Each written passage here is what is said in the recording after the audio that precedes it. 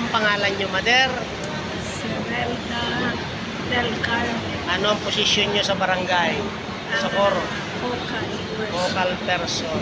Na-treat po kayo as a diabetic person. Ilang taon na po kayong diabetic?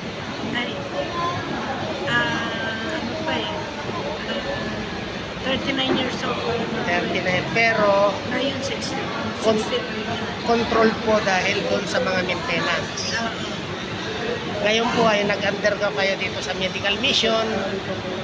Ang inyong concern ay ano po ang nangyari sa inyong kaliwang kamay? Hindi ko maigalaw manhid. Ayan, okay. Pero ngayon, nabawasan yung manhid. Nabawasan na po yung Masarap ang pakiramdam.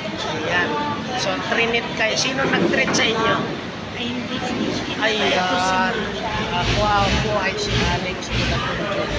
si Ma'am Alex. Si Sir Alex. Si Sir Alex Bulaton. Ayan. So, ibig sabihin po, sabihin nyo kung ano ang maging improvement ng ating ginawang treatment po sa inyo ng hilot. Masarap ang pakiramdam ko, nabawasan ang manhid. Saka yung aking uric, anay at bigay ko, Ayun. gumaan ang aking katawan.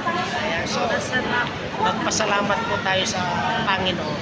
Salamat sa Panginoon, tsaka kay Sir. Kasi siya binigay ng daan para matangalan ng aking karamdaman.